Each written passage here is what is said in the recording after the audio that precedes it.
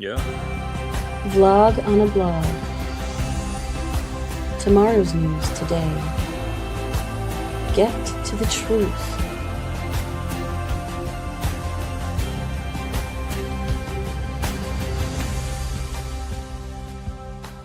Listen, learn, live.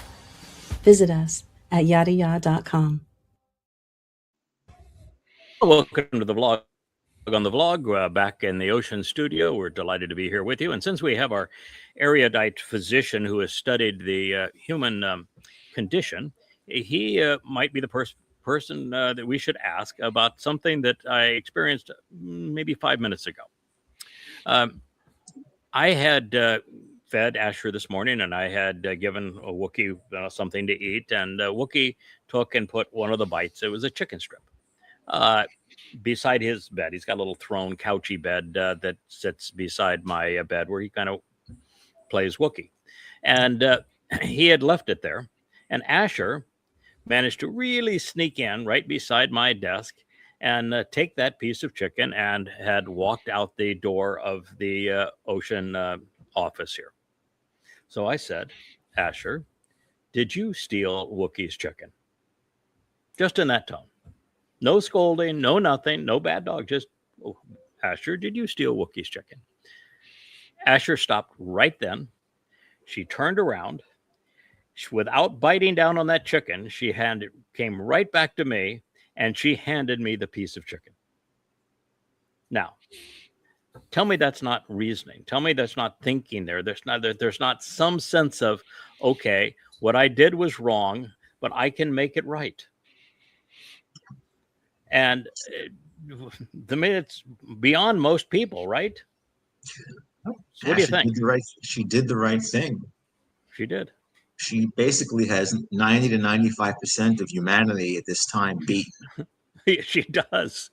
I just thought that was so interesting. Of course, I ended up rewarding her after she gave me that piece of chicken, I put it aside and I gave her the equivalent of probably twice that much meat, the little jerky meat strips.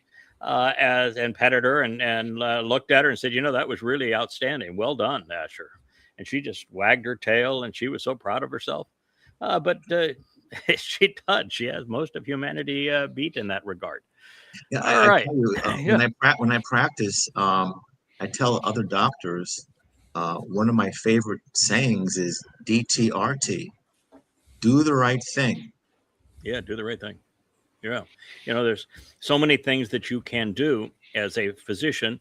Many of them are motivated by money, and some are motivated by averting liability. And I'm not sure which is a bigger priority in the practice of medicine today, avoiding liability or maximizing the bottom line for whoever owns that particular practice. But do the right thing supersedes all of that. Yes. Yeah. Look at the patient, figure out what you can do. And sometimes the right thing to the patient is just to tell the patient, listen, you're really sick. I can perform all of these kinds of procedures and I can validate this is why you're sick, but I can tell you this is the reason you're sick. And the treatments that we have right now for your condition are not fun to endure, and they are really not going to prolong your life for any length of time. Maybe this is just the time to say, let's go home and enjoy what you have left. That could be the right thing. Could be the right thing. What I'm alluding to as well, gentlemen, is spending time with patients, treating them, and having dignity. Yes. And not performing what I call a WB, a wallet biopsy, where you minimize your time with the patient, maximize your time with billing, and try and minimize your own liability without doing the right thing. Yeah. Actually engage appropriately with people, interact with them.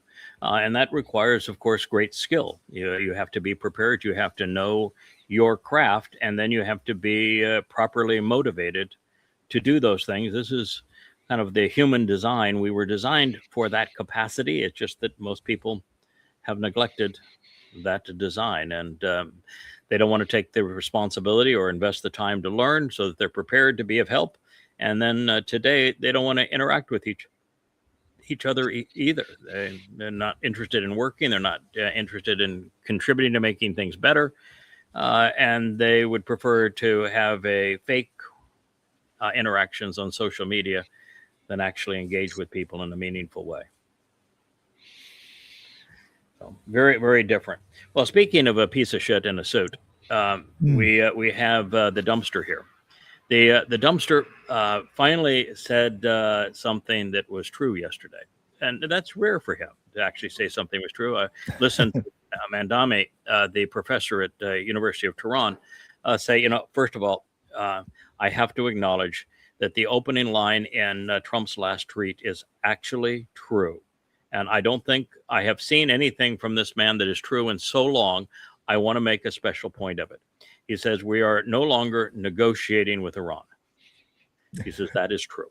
Now, the no longer negotiating is misleading, and that we were not negotiating with him. This whole month after month where he said that they're dying to do a deal and that we're negotiating, we're close, all that, is that all of it was a lie. Never, ever occurred. I hear sounds. Is that rain or is that just wind, sir? Okay, just rain. Okay. So anyway, the reality is he is, at least for the moment, recognizing that Iran is not going to negotiate with him. And it's interesting, of course, that the prior day he announced that he was negotiating with Iran and that he was very close to a deal the previous morning. And then this morning, the next morning, he says, we're not negotiating with him. So one of those two statements was untrue. So he's lied one way or the other. And of course, it was the pretense of negotiations. The Iranians have just said, we negotiated with you twice. And every time we negotiate with you, you try to kill us and you renounce what you have agreed to. And Mandami went right through and said, here are the examples of that. So it is true that's the case. And it is also true that he doesn't have any more weapons to play with, and he doesn't have any soldiers to extend their tours of duty. So without soldiers that will follow his orders anymore, I mean, there's a mutiny going on in the Abraham Lincoln and also the destroyers out there. And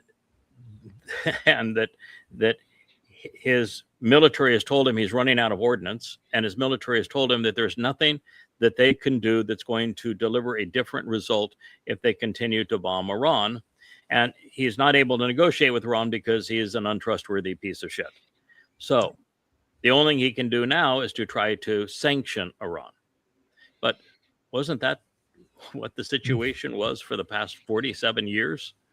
So isn't he going right back to what happened before he was in office? What sanctions have we held back? What sanction? Card, yeah, right?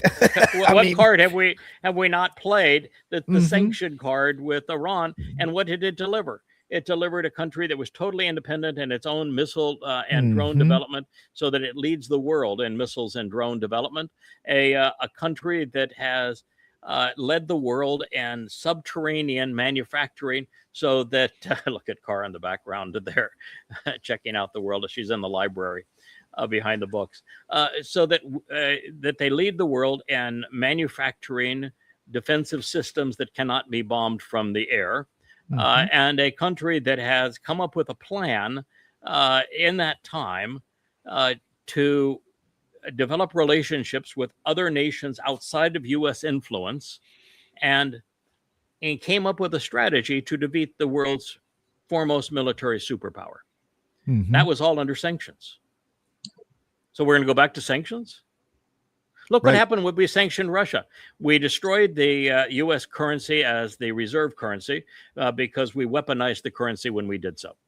And it changed the world fundamentally at that moment against the United States. And then Russia went from a floundering economy to the number one war-based economy in the world, where they manufacture everything in abundance that you need to supply a massive military. It backfired. And so that's what this piece of shit in a suit is going to go back to. hmm And at And then least before the sanctions, that the Strait of Hormuz was open. At least they could get, everybody had cheap oil and could get helium and fertilizer. Mhm. Now we can't do that. You can't do that. So Yeah, so it was all counterproductive.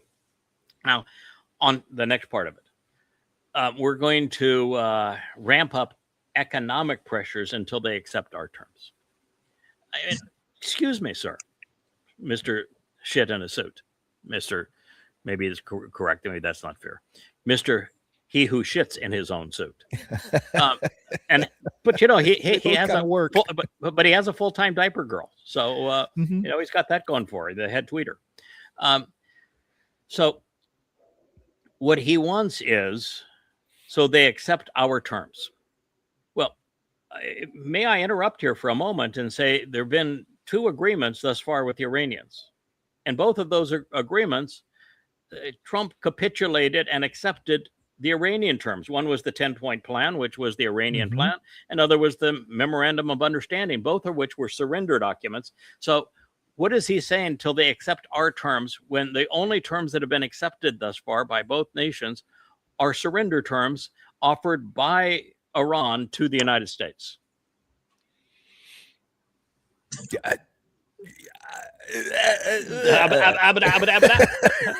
What are their terms?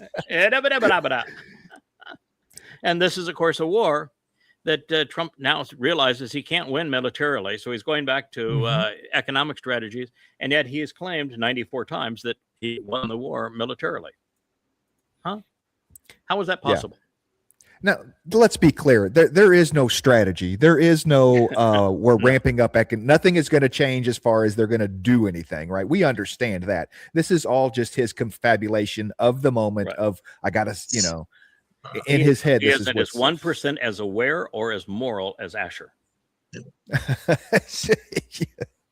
He's behaving as if he's had a brain infarct, and No. to say he's anti-Chachma, he's anti-Chachma. I mean, he should have it on his forehead. The anti-Chachma. Yeah, and even Asher's smart enough to go poop in the backyard, as opposed to in his and the house or in his pants.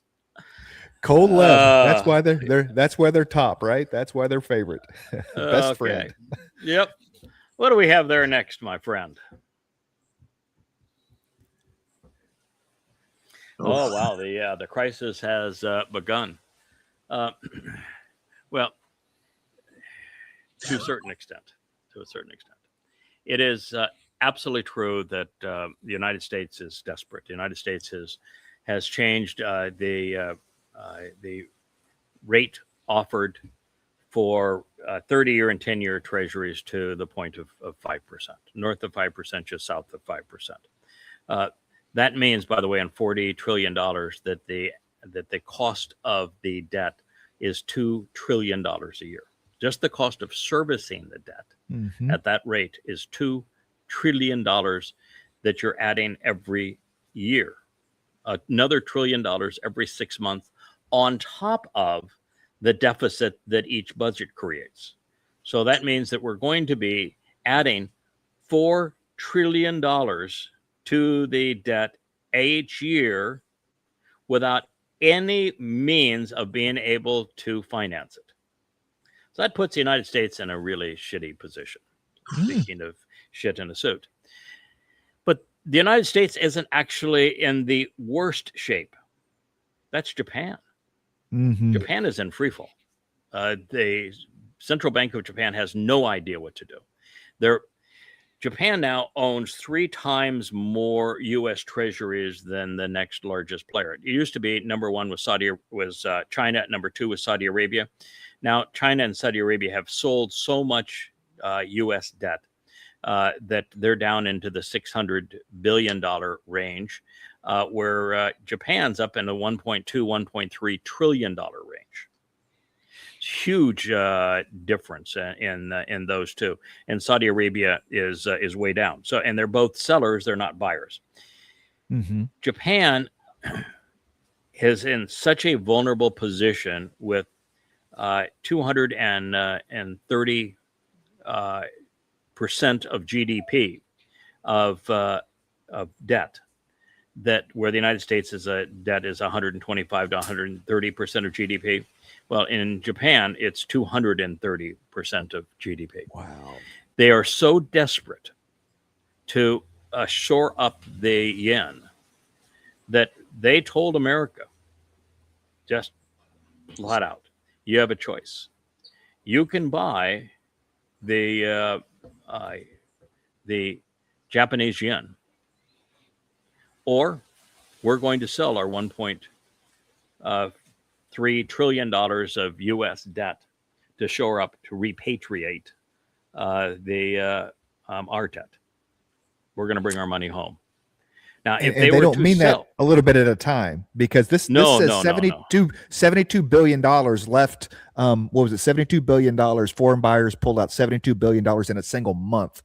And this is $1.3 trillion, and it will happen like that, right? Yes. And the United States has offered to 2 tranches of over $75 billion week to week here recently, buying Japanese debt, trying to shore it up, and it's not working.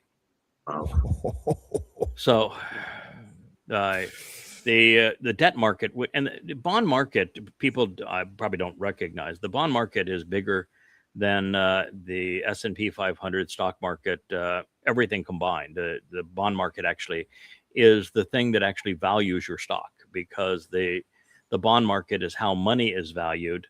And money is used to value the stocks that you hold. It's really all the foundation of it's the bond market, and the bond market is cratering.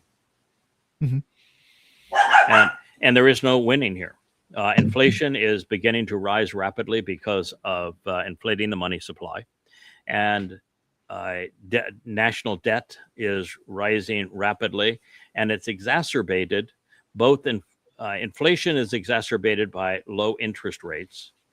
Making such that you'd have runaway inflation if you didn't raise rates, but taking the service of the U.S. debt up to 5% adds $2 trillion a year, and realistically, it probably has to be 10% to entice anybody as a foreign nation to buy U.S. Treasury bills, and that would be $4 trillion a year to the national debt, and with no one to buy it, which means you'd have to create the illusion of money to buy that debt, in addition to the $2 trillion that we overspend. So that'd be $6 trillion a year that you'd have to inflate the U.S. monetary supply to create the illusion of solvency. Mm-hmm. Yeah, That's these are out of whack. These are 2008 levels that the bond market is out of whack as far as what was sold. And if people can think back 20 years ago, 18 years ago, what 2008 was like, the fuel prices. Major recession. It was the closest thing to a depression that you could have as a recession. And with less debt, we are in a worse place. With half the debt. Yes. It's. Yeah. Oh, this is really serious. And just as the Iran war isn't salvageable, there's no way to end that war. There's no way to resolve that war. The same thing is true with the sovereign debt crisis and the bond market. There's no way to resolve this. It is inevitable. The only question is, how long can nations like Japan and the United States and the EU postpone the inevitable crash? Yes, absolutely. It is.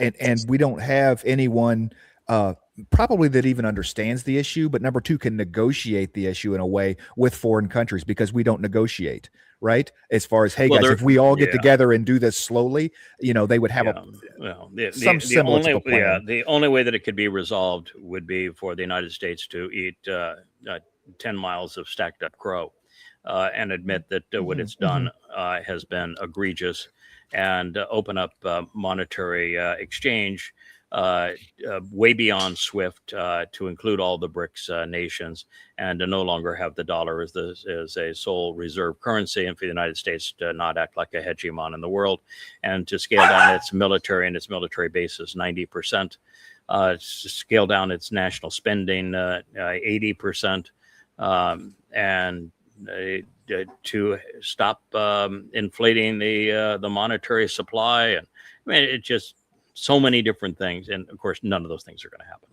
So the only thing that Yeah. is of question is, will the collapse of the United States economy occur 1 year from now or 3 years from now? Mm-hmm. Now, they have enough tricks and enough illusions, and people are stupid enough that they can postpone it 3, maybe even 4 years until Really? Wow. complete collapse. But it's now inevitable. Because I thought we were in trouble with helicopter Ben Bernanke. I mean, yeah, I'll drop pallets of cash from helicopters, right? That was his quote to keep the and we're so far along with that. I mean, they don't even notify or put out what the QE is now, right? I mean, they stopped notifications at QE3. Right. But the reason is we no longer publish the overall monetary supply. Quantitative easing is no longer published. So the aggregate number to which our currency has been inflated is not published anymore. Yeah, it's that egregious, because it's essentially 100% of the funding of the U.S. government now is creating the illusion of money, which undermines the value of the currency. It's a direct tax on everybody that that owns a dollar, has a savings account, that owns a home, that owns, if you own anything or have a bank account, it's a direct assault on anything that you've earned in your past. So the government not only taxes your income, it through inflation, it taxes what you have saved and managed to squirrel away after taxation and cost of living.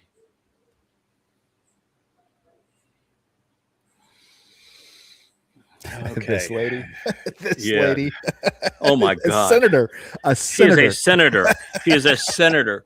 And the question is she was asked about the South China Sea and what America's national security interests were with Taiwan relative to the South China Sea.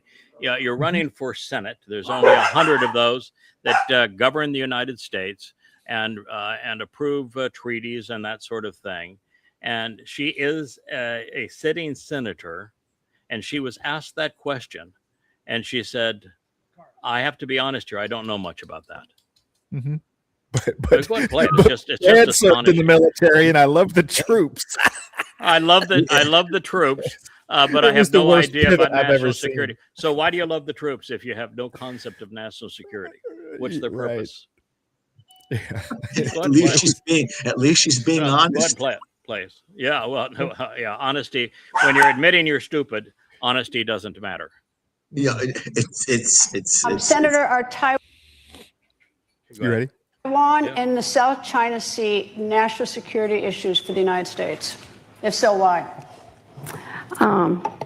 I'm sorry, could you repeat the question? Are Taiwan and the South China Sea national security issues for the United States, and if so, why or how? I'm just going to be honest here. I'm not on national security. I'm not that informed on national security, but I do support the military. My brother was in the Air Force for 33 years, so I will do everything I can to support the military. My dad was in the Army. I'm not a polished politician up here. National security is not my thing, not my area of expertise, but I do support the military. Senator, are Taiwan and the South China Sea? All right, so she's a schmuckosaurus. Oh, she is a schmuckosaurus. You know, democracy has to be the dumbest form of government ever. You have people who are clueless electing people who are clueless. What do you get? You get a government of clueless people. I mean, it really is. It's the dumbest form of government ever. It's why the founding fathers of the United States hated democracy. It's why there's actually been no surviving democracy in the history of the world. The two that are credited neither of them were democracies. They were oligarchies, and the reason they were oligarchies is the oligarchs had skin in the game. They actually ran businesses, they owned farms, they produced something, and therefore they were in a position to say, all right, the money that we are producing, that we're giving to the government, can be spent in the following way. And It cannot be spent in other ways. And in terms of our nation's defense, this is what we will or will not support. And so an oligarchy works from that perspective, but a democracy where everybody gets to vote, no matter how stupid, does not. It creates the kind of mess that we're witnessing here. This is a disaster. I mean, it's absolute proof that democracy is the dumbest form of government ever devised by stupid humans. It's also kind of a I don't know what the word I'm looking for is, but it demonstrates nepotism is really a bad idea, because I just realized this is Darlene Graham, and I think she was just Senator Graham's sister or whatever. Yes. She was just stepped in. Okay. Yep. So she is now a senator. She is officially a senator for now. real. Yes, she is. Absolutely. Right. But this is what we get whenever we do pick'ems from the governors in charge, right? I mean, Yeah, this was Donald Trump's choice of Pickham's. Yeah, and imagine now, her brother was the most vile proponent of death and destruction of anybody in Washington. He was as vile as Trump, and killing people and starting wars and being duplicitous, destructive. He was a devil. And so you have now, and they're running her now for Senate. So they're going to run somebody for Senate. So I mean, it doesn't care. Are you an active? She is officially a sitting senator, but she's running for election. And you're going to run somebody for election that can say, I don't know squat about national security. All I know is my brother was in the military, and so was my dad. Yeah. Well, that makes you qualified. Yeah. Even if you don't know, there are two options, and her pivot was horrible, right? I mean, she could have redirected to, first thing you don't say is, I don't know, but she could have pivoted to, hey, blah, blah, blah, go MAGA something and not answer the question, because they all do that. The answer is, I'm not qualified to be running for the Senate of the United States. My apologies. My apologies. I will concede to the other nominee. Goodbye. Yes. See you later. I'm out of here. This was a really stupid idea. Let's all save our money. Yeah. That is the answer. And whoever appointed me to this is an idiot. Okay. I can live with that. That's the answer. Speaking of governments, I want to take a moment, because I'm sure there's some people that don't have an appreciation as to why I stand up for countries like Israel, Iran, and Russia. And I want to be really clear on this, because I think too many people have lost the ability to nuance judgment. What does Yahweh say about the propensity of individuals to be good or bad? Individuals, individuals. They can be good. They can be good in general. That it's possible for an individual to be good or bad. And if you've studied human culture and human society, what you recognize that there are certain cultures that have a high percentage of bad versus good, and there's some cultures that have a higher percentage of good versus bad. You look here in the African American culture on this island, we have the highest murder rate in the world. We have the highest unemployment rate in the world. There is a problem in that culture. Yeah, I don't know what the problem is, but two strikes on the top 10. Yeah, I mean, I have done programs on what I think the problems are, but the lack of a nuclear family, of a father staying around to raise their children, and the propensity of mothers and fathers to be physically abusive to their children and not modeling the value of work has all contributed to that outcome. And so it has delivered a very high percentage of criminal activity. It's likely why when there's a crime, a murder committed between a Caucasian and a Black individual, 80% of the time, it's the Black individual who has shot or killed the Caucasian. And that 90% of the time, if a Black person is killed, it's another Black person that has killed them. The evidence is undeniable that there is a problem. And so it behooves us to to consider the culture. What does Yahweh say about when people become many? Always bad. Things go south. Always bad. All Okay, bad always all the Always bad. time. All right, so let's go back to Russia. I was in Russia under the collectivism of communism, and I was in Russia under free enterprise. And I distinguished the difference between the two. But that was the distinguishing factor of as it relates to government and economics. I also distinguished the fact that I had been in China the moment that Nixon opened it up, before the enterprise zones were established, and then I went back as part of establishing the enterprise zones in China.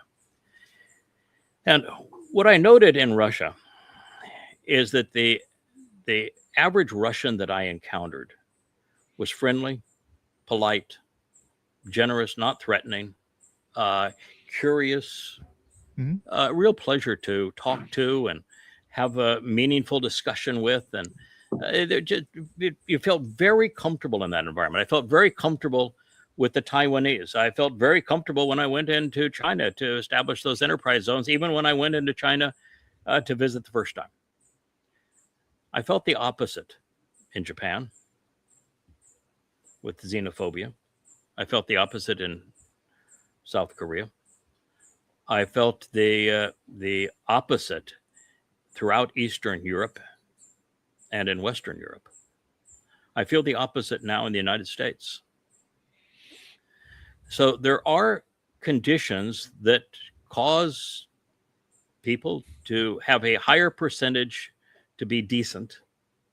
And there are situations and cultures and things that cause people to be highly deficient. And those things are worth acknowledging. And when you find that the most deficient people are perpetrating war and all manner of havoc on the more decent people, and then they're blaming the decent people for what they have done that is indecent to them, if you don't speak out on behalf of the people that are being abused, that are more decent than the people that are abusing them, like the United States and using Ukraine as a proxy blunt instrument to kill Russians, you cease to be moral. You cease to be informed. You cease to be appropriate in this regard. So I think it's important to do that.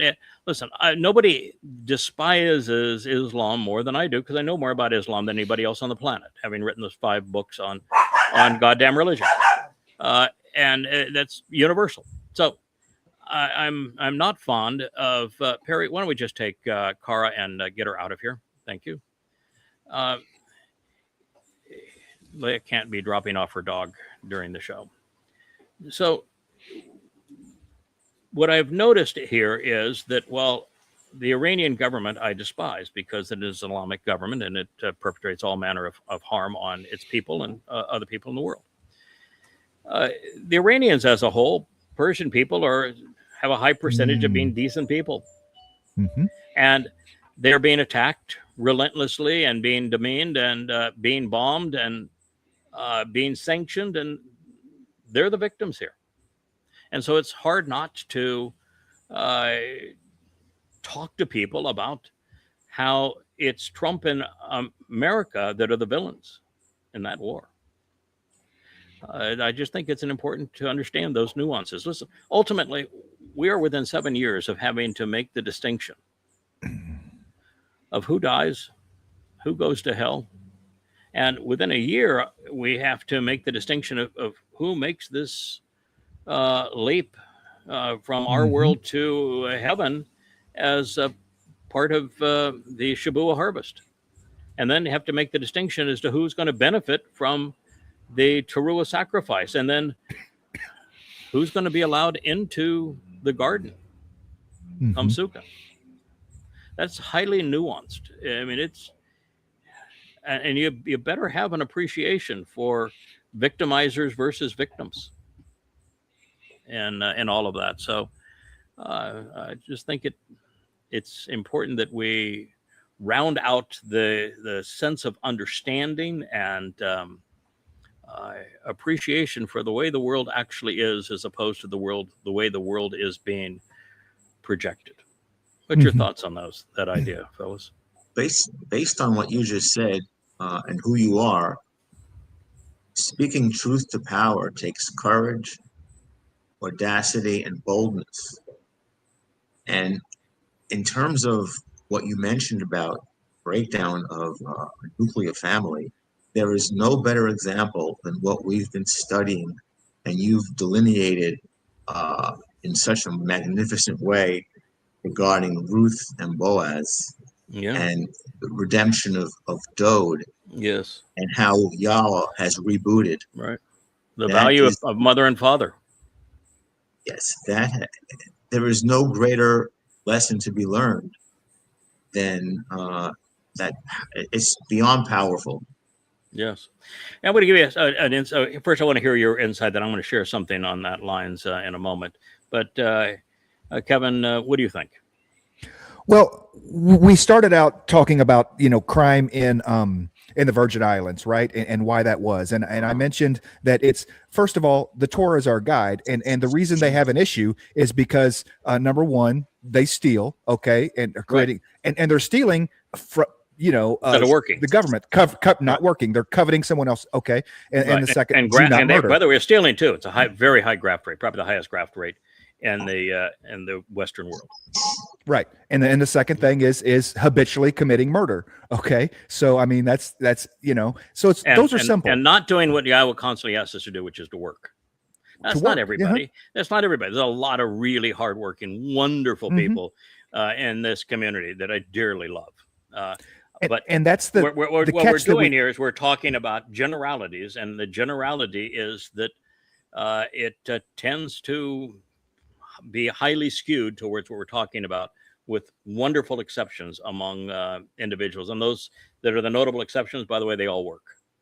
They all contribute. Oh, absolutely. They all have decent values. Yeah, right. None of them steal. Yeah, that's it's all true. And the other part of that is that I don't know time-wise how we're going to do it, but it is an individual thing. We can say all Muslims are bad. Okay, that's easy because that's religion. What you can't say is Arabs are bad. Okay, correct, correct. Persians are. Correct. So I mean, I have no problem with people Persians, with Pashtuns, with what I have an issue with. All good Muslims are bad people. You can be a bad Muslim and a good person, but if you're a good Muslim, you're a bad person. There is no way to make that determination on Arabs, but I can also tell you that I have been in Arab countries, and the propensity of good versus bad swings heavily towards bad. Oh, absolutely. So there is something in the culture that had a propensity to move towards bad and away from good, and this is something we ought to be fully aware of. Asher, please stop.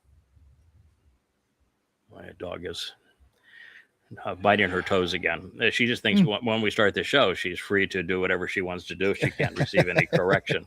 And all I had is please stop. I normally have something to toss in that direction, but I looked over my desk and all I've got is this glass that here that is. No, don't. I don't want to have all the no chicken. No chicken. Yeah, no chicken. Yeah. So anyway, okay. Now, what I wanted to say on what Dr. Jeff said, mother, father, child, family, right?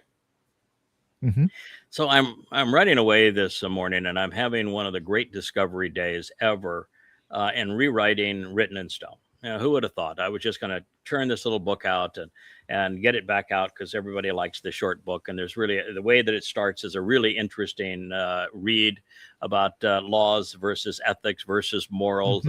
And so it is a really interesting read. And I thought we'd just get it updated and new translations and we'll go. Well, son of a gun. Every word is a lesson. And so we're here, and I've shared with everybody the understanding that I was able to develop on who the Malacca is and what our responsibility is with the Malacca. I thought, well, that's good enough for the whole endeavor of writing this book. Yeah. And then we came to Nuach, this idea that Yahweh rested. No, this is not to say that the Shabbat is do nothing day. It's the most action-filled day on God's calendar. And it isn't to say that God was fatigued. No, it's the day that God is energized. Mhm. And so I was looking at that word, and the first thing you notice in that word is that it's written almost identically to Noach. And Mhm. what that word is saying is that God, at the time of creation,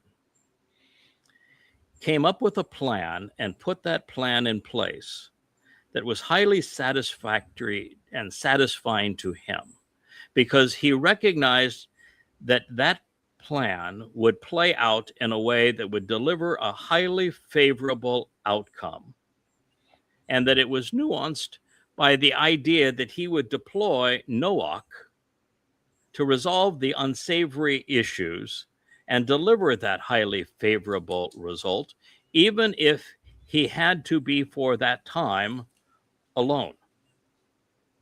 Mhm.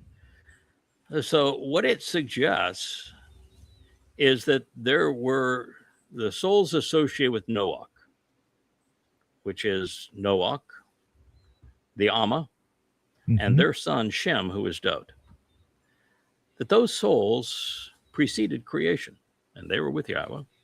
And when he deployed them, Yahweh was alone, but he was okay deploying them because he knew from the beginning, before the first card was turned over, that what he had put in place with creation, with the deployment of these three existing souls, would lead to this ultimate favorable result of us returning to Sukkah and the celebration of this Shabbat in the end. And that the entire thing was set up to play out exactly as it has, and that Yahweh knew it from the beginning, that this is the system that he had set into place and the people he had set into place to make it occur. So then I'm looking at what is the difference between Nuach and Noach? It's a wall. That is the only difference between the two. And the wah means to increase and to secure. We've always described it as a tent peg. Well, we've all described it as a tent peg except one individual who shared it with another individual who decided to share it with me this morning. Kirk, who is their favorite artist in these things, says, I don't think the wah is a tent peg. I think it's a child. And whether it's the one like this with the little arms reaching up, or it's the one we have now with the little head on the top of a body, it's a child. That the Noach would lead to the child through Nuach. Now, once you see this, you recognize, wait a minute, that's entirely different and not different at all. Sure. If the wah is a child, then how do you enlarge and secure a family? By having children. By having children. So it's not different at all. But then how is it completely different? Because it causes us to look at Yahweh's name very differently. Now, if you're going to accept that that is a child and that God spoke about Noach as Nuach in the creation account, then his name speaks of a mother and father raising a child. Oh. And now you have the covenant family in Yahweh's name. So I thought that was fairly profound. That was my my two insights this morning that set off a chain reaction that I thought was worth sharing. I think that when I actually present this book, and I only wrote 10 pages yesterday, I'll probably get 10 pages today, slowed down from the 20-page pace, so it's going to take a little longer than what I anticipated, but it'll be under 200 pages. I think that it will be a surprise for a lot of people, and it was always a favorite, and it'll be nice to get it back in the rotation. I think it's going to be a real surprise, an eye-opener. Speaking of that endeavor, Craig, when you went into the details about Malak, Malaka, and then a word that when you define the ramifications of what it means and the symbolism of Malukama, wow. Yeah. Yeah, and of course, what you're dealing to with is the first word in the presentation of the Shabbat is Zakar, and it's presented in the infinitive, which means it's an actionable noun, and Zakar, the most memorable of men. Yeah. And then it goes from there to the Malaka, and that is the men who carry forth the very message of God.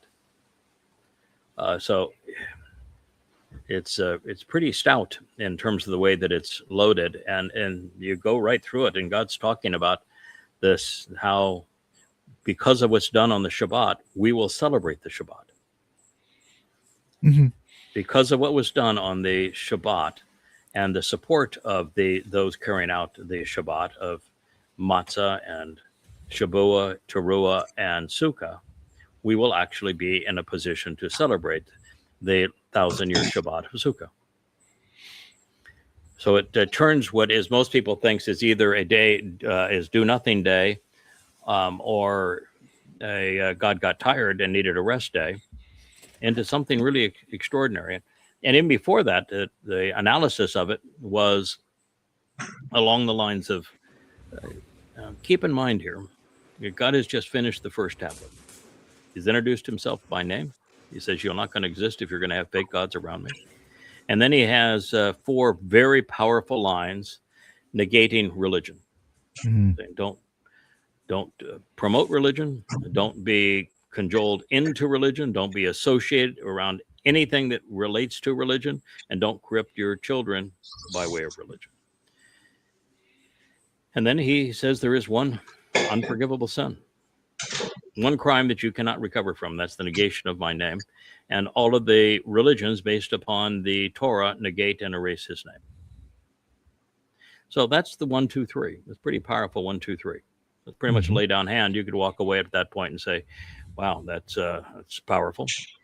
But then you have to ask yourself, if faith is so important, beliefs, scriptures, if churches, if crosses, synagogues, phylacteries, rabbis, priests, trinities, Christmas, Easters, Purims, if all that stuff was so important, sexuality, kosher diets, why were they not mentioned in the next 7 instructions? And how do you get by claiming you have a relationship with God when the first and the longest presentation is on the Shabbat, when your religion makes a mockery of it? That's the kind of the profound introduction to it, and it's pretty hard to get around that one. You know, homosexuality can't be a big issue with God. If he has 7 instructions and they don't include it. Phylacteries, crosses, kosher diets, trinities, can't be. Yeah, for sure. I was interesting how you going from Noach to Nuach. We're speaking a little bit more of Yahweh having a proactive approach as opposed to this sense that I had that we had earlier as a reactive approach. That this was, I don't want to say all a part of the plan, but it was part of the plan, man. You know, I agree with you. I've presented it as a reactive approach. I regret creating man, and then Noach saying, "Well, I think I have a solution here. Let's try this one." That would be reactive. Yes. The way it's presented in Shemoth Names, chapter 20, is proactive. I put in place this plan.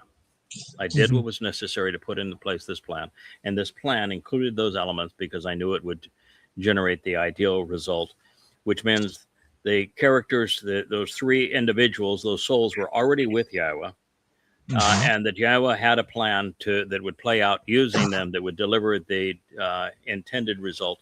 And the difference between the two is proactive versus reactive.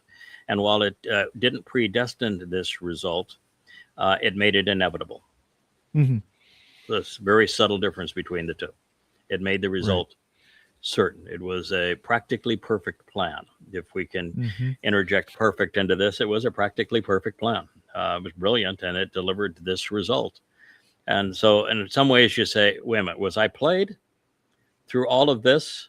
or am I just delighted to have been a player in all of it? Mm-hmm. Right. The other part of it is Baby Wah. I get it's a little tough because they both have the same sense of family, of expanding, for me, the Baby Wall has a sense of it being very singular as opposed to the tent peg enlarging a tent for many babies. You see but that's just my impression of it. So you have a mother, you have a father, and you have a child. Aren't you giving birth to the process of developing a larger family? Don't you start with the one child and that becomes many children? Those children grow up and have children, and so with the one can lead to many. Oh, absolutely, absolutely. I'm just trying to wrap my head around it symbolically. And the Baby Wah would be designating the one by intent. So your point is taken and agreed upon, that it is the one. I'm putting my stake in the ground with this one. This is my guy. And it's always been that way. We've always understood that, right? There is put my stake in the ground with this one. This is the one. And now, but to make that one the one, I've got to give my mother and father. Right. And so it's Yahweh's hand saying, I'm going to give you the mother and father to make this happen. And because of the one, with the support of a mother and father, there's the opportunity for, I don't want to use the term many because God doesn't like many people, but for more. How about that? Oh, more. Absolutely. Yeah, there has to be, because what's the point of enlarging if you're going to stop the enlarging at one, right? I mean, that's correct. I mean, yeah. Correct.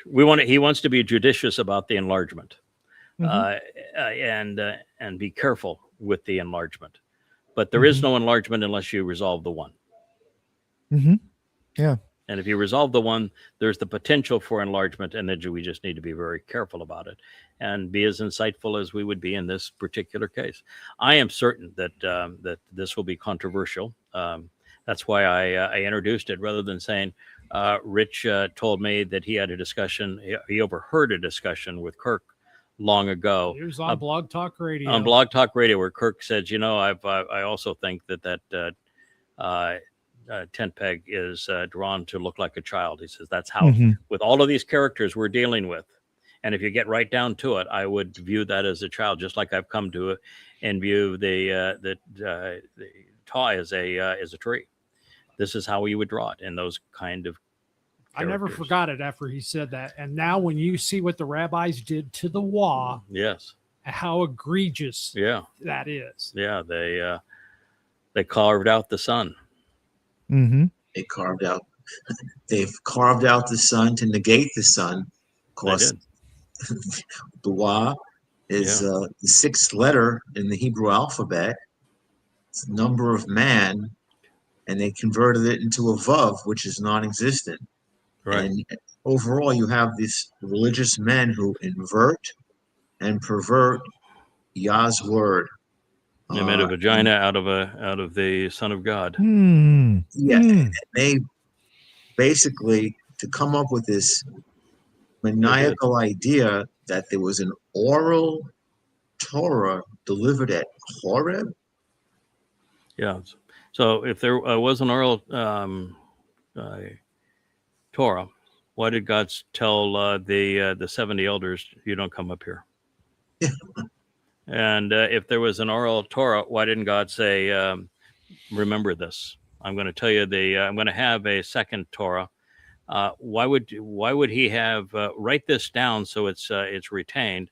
And now I want you just to take what has absolutely no value, which is an oral rendition, which changes 15 minutes after it's stated. In 15 minutes after you've made an oral proclamation, nobody can repeat it exactly. And by the time it goes from mouth to ear about 3 times, it retains about 5% of its authenticity. So it's ludicrous. And of course, then why, if it was given at the same time of the Torah, Why are the names of those that are ascribed to every chapter and verse of it rabbis that lived in the second, third, fourth, and fifth centuries? Mm-hmm. Dude, his son says Yahweh's Torah is Tamim. It's complete, right? It's not an ongoing work, you know? It's No, it is not. Understanding it is, not writing it or saying it.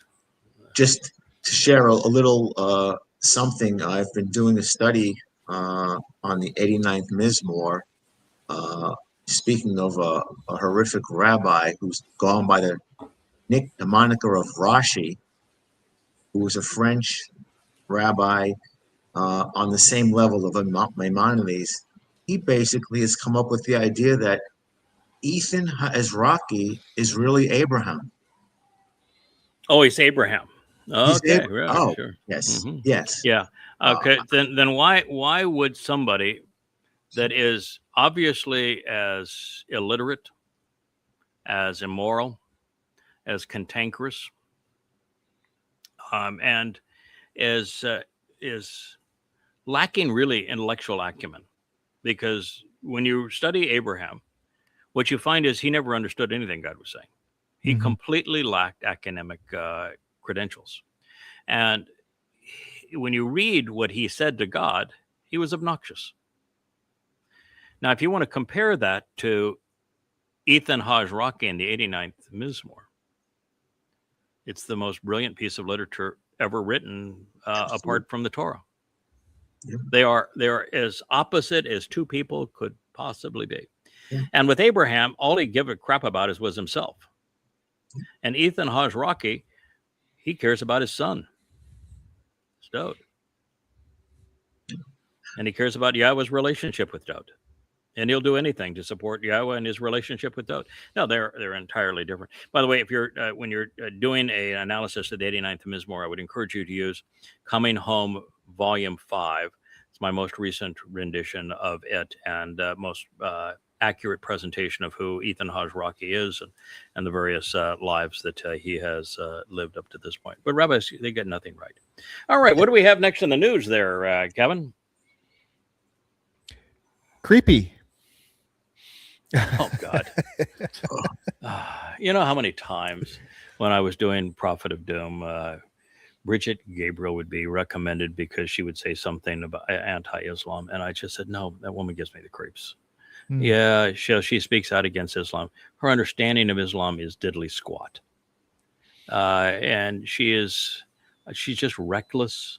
And I listen to her on this and I just want to claw out my eyes and my ears. I mean, yes, this woman has given me the creeps, and she's somebody that you would think that, you know, you write Prophet of Doom, Tea with Terrorists, you get thousands of death threats by Muslims for having done so. You do 10,000 radio interviews on that subject, that she would be a natural affinity as somebody that speaks out against Islam. But no, that woman always just, she was like nails on a blackboard to me. And I listened to her here and I say, yeah, well, my intuition sure played out accurate on this one. Go ahead and play this. This is just nails on a blackboard. When the money is up, where do they go?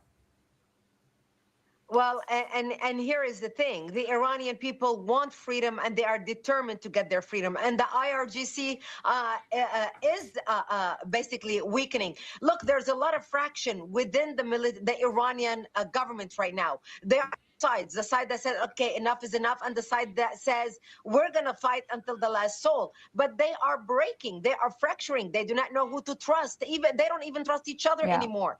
Because we have done such a great job in assassinating their leadership that they know we have people on the inside who are outing them out. So there's major fracturing.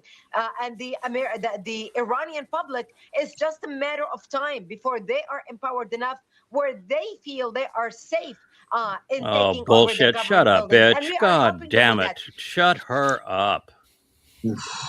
God damn it. What a piece of crap. It's this God-forsaken lie that caused America and Israel to go after Iran a second time and start a war that cannot be ended. A war that will end up killing 2 out of every 3 Jews are going to die because of this stupid decision that you're continuing to promote. This lie of regime change never had one chance in a billion of occurring. It was obvious. Get your head out of your ass and recognize all of the reasons why you did a miserable job, why you made situations worse. And by bombing and murdering their leaders, you galvanized them. You did the one thing that they could not do on their own. It is why they actually baited you into doing this. They wanted you to do this because look what it did. It changed the entire world. It empowered the Islamic regime. It made them the most powerful force in the Middle East. It had the opposite effect. That's how bad a job you did. And you're still so stupid you don't understand it. And freedom for what? Freedom to what? You talk about the Iranian people. That's the most fractured society there is. What do they believe? What do they want? You can't articulate it because it doesn't exist. Keep in mind also, she's a good Christian. Oh, of course. Yeah. It's when the Christians promote their anti-Islamic vitriol, they are a waste of breath. Universally a waste of breath. Because what they're doing is they take the artificial high ground of a deceitful faith that is anti-Semitic and irrational. And then from that position, assail another religion. You have no credibility. You want to have credibility, you write 5 volumes denouncing Christianity, and you write 5 volumes denouncing Islam, and you show them both to be false and both to be dehumanizing, then you got something. And that's not you. So shut up. You are making a bad situation worse. You are part of the problem. There will be millions of dead Jews because of the kinds of things you are promoting.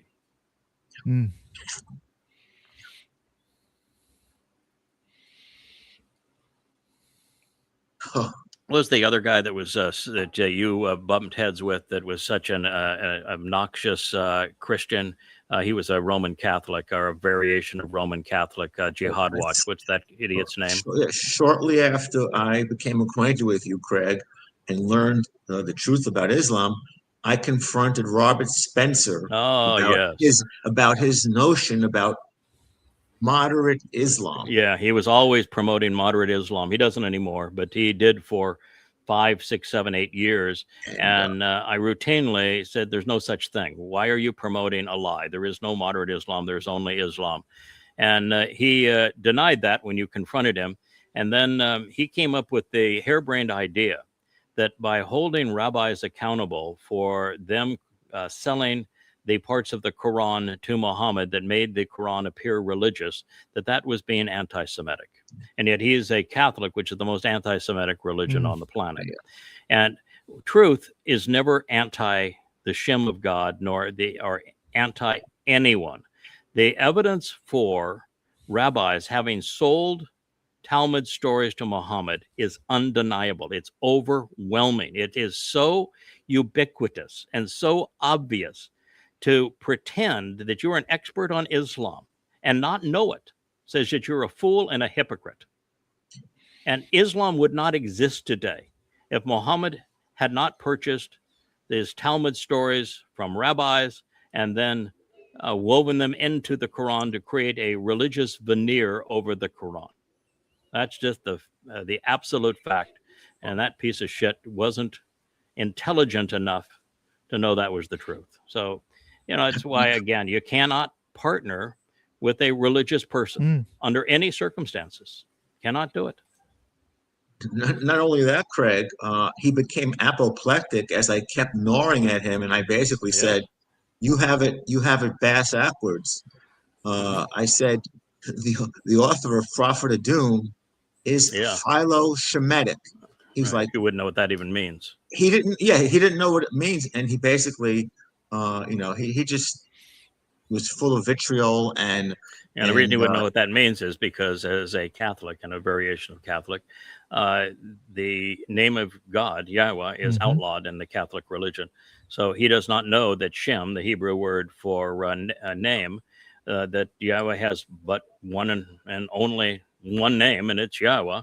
And that anti-Shemite means that you're against the name. And I'm, as you say, there's nobody in the history of this planet that has been more in favor of Yahweh's name than I am, or really more in favor of what Yahud, which is a blend between Yahweh and Dod, beloved of Yah, actually means. It's just piling one stupid conclusion on top of another, and yet these idiots have audiences. They're popular, and you can't be popular by telling the truth. That is something Yahweh makes it very clear. And Yahweh doesn't want you to be popular, because if you're popular, you're not telling the truth, and you're not working for Him, because He doesn't like people very much, and for good reason. Well, All right, it so boils down to let's just, as a Yehud, let's be accountable. You Yes. have to be accountable for what you have done, and you have Yes. created Islam and Christianity. You did, And, and Judaism, the three and greatest Judaism. enemies of the Jewish people. You created all three of them, and you made a major contribution to Marxism too, which is also your enemy. So you're Yes. you're 0 for 4. Great. Now what? And if you can't tell people that, how are they going to break free of it? Right. Hold It them goes back to accountable. what I said before. You have to have the temerity to speak truth to power. Yes, that is God's approach. All right. So we have Jolani here. He got a lot of different spellings of his name as it's transliterated boy. into English. There's many ways to correctly transliterate a name in a foreign language into English. They just all have to sound the same, and Jolani sound identical. So both correct transliterations. He was a Islamic terrorist that began his career affiliated with Al Qaeda until Al Qaeda lost its prestige, and Al Qaeda was taken back in the shadows by the Islamic State. The Islamic State, of course, is the result of Petraeus's and George Bush's awakening program, where they armed Sunni militias under the auspices they would go after Al Qaeda, but Al Qaeda didn't exist in Iraq, and they actually knew it. So the real purpose was they wanted Sunni militias to attack Shia militias, because the Shia militias were ravaging U.S. troops. And so they created the Awakening Program, armed Sunni Muslims to do that. And the Sunni Muslims rebranded themselves, not the Awakening Program, they rebranded themselves the Islamic State in Syria, ISIS. And once they did that, they became the preferred expression of Islam because they were particularly ruthless. They began in places like Mosul and then in Syria, where they rounded up the Yazidi people, which were still practitioners of Zoroastrianism, the religion of the Persians. And they gang raped over years after years, the girls and the young women. They murdered the old women, they murdered the men, and they sold the boys into slavery. This is what they did, and they did it ruthlessly. And this piece of shit was one of the most active participants and inspirations in mass murder, human trafficking, gang rape. And they put a tie on this piece of shit, and now Trump offers him cologne in the White House, and Erdogan puts his arm around him, and he's a favorite among the NATO and EU countries. This is how screwed up the world is. He's a strong, good-looking man, the man who likes to burn women in cages. Yeah, that's right. So that's why I gave him some cologne, because I don't like the smell of burnt flesh in the morning. Well, God was right. When people become many, as they are in Islam, they become evil all the time, every day, completely and totally evil. And that is the face of evil. Men are evil.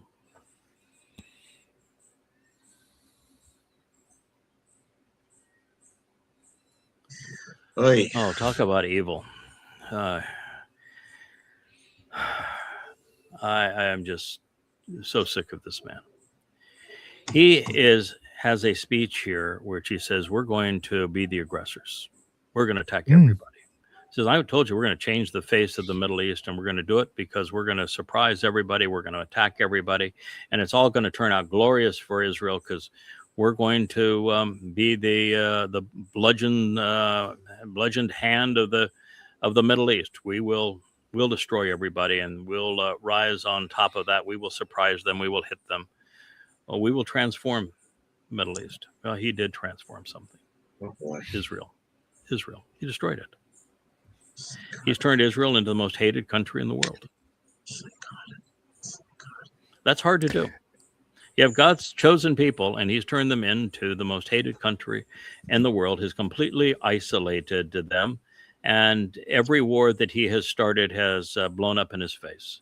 He's done nothing to rid Gaza of Hamas. The last picture is just taken 2 days ago. It was truck after truck after truck, hundreds of trucks, all armed, filled with Muslims with guns, all of them, one after another, after another, after another. Hamas is still armed; they're still in control of Gaza, and that was predictable because you can't get rid of an Islamic regime in an Islamic 100% Islamic enclave. So you were never going to get rid of Hamas with bullets and bombs. You were going to make more of them. And now Israel is in a position where they destroyed Gaza so that they're hated by the world and called genocidal. And they've done nothing that has changed the equation in Gaza. Hamas is still there. They're still in control, and they're still armed, and they're still committed to killing Jews. But now Israel is forced to feed those who are committed to killing them, and is isolated from the world as a result of their overreaction, inappropriate action, pursuant to October 7th. He was asleep at the switch. He failed to heed the warning. He didn't respond appropriately. He did everything wrong on 10/7 and thereafter. He did everything wrong in Lebanon and Iran twice, in Syria. He is a disaster for Israel. He is the one who's empowered because of the things that he does on behalf of Israel's parasites, the Haredi, and the fact that he enables them to receive government handouts for doing nothing while they don't have to serve their country. And they can't even get a decent education, so they're employable. He is destroying the country from within and from without. This is an unmitigated disaster for Israel, this man right here, and the very system that empowers him. The pathetic and ridiculous thing is that on 10/7, before Israel reacted, you in that treatise that you wrote explained exactly what should be done in wielding words wisely. And it's, Islam stupid. Explain what Islam is, not pick out the different flavors within Islam, and also get the term Palestinian and Palestine out of your vernacular. Get it out of your mouth. Yeah, I gave Israel the things they had to do if they were going to prevail. And at the same time, I said, this is what Israel you're going to do, and this is why you will fail. And they did everything that I said they were going to do, and they have failed. And they did nothing that I told them they needed to do if they wanted to succeed. And of course, the very first thing they had to do before anything else is to vividly document everything that happened on 10/7. Every possible picture, every possible graphic, every autopsy. And in addition to showing how these innocent people were abducted and murdered and raped and tortured, and to have all of the proof of it and nothing masked, all right in your face and vivid. And also show what pictures you have, because they know who were the Muslims who perpetrated this, and to show their pictures right next to it. And on all of the screams of Allahu Akbar as part of it, and then show the lives of these individuals in pictures and videos prior to this occurring, and then show the grief of their family. And putting that all together for 1,200 some odd murdered and another 250 abducted, 1,500 people. If you did that correctly, the combination of all of that material would be 20 hours long. presented correctly, maybe even 30 or 40 hours long. Mm-hmm. That's what needed to be done. And if you don't do that, you're going to lose the war of public opinion. They didn't do it. And instead, they went in and destroyed Gaza, and all that was not only detailed, but the Muslims lied and created artificial stories on top of the real stories, and Israel's reputation was trashed. You cannot win a war today without winning the war of public opinion. That's what happened with the United States and Iran. You can't win a war today without winning the war of public opinion. So that was the first thing they needed to do. The second thing they needed to do is to recognize that the enemy was Islam, and that 10/7 was a reenactment of what happened at Kabar with Muhammad 1400 years ago. Every detail of it. Yeah. And that they had to stop blaming Hamas and start blaming Islam, and to use their words wisely in this regard, to shed their ignorance, to read goddamn religion, to have everybody in that society be compelled to read goddamn religion. Every last word of it, have them tested on it so that they understood the religion that had been perpetrating genocide and apartheid against them for 14 centuries, to know what they were up against. Because so long as they were lashing out at symptoms as opposed to the religion of Islam, they were going to continue to fail. The third thing I said is that immediately you have to hold Al-Aqsa Mosque and the Dome of the Rock hostage. You should have done it in 1967.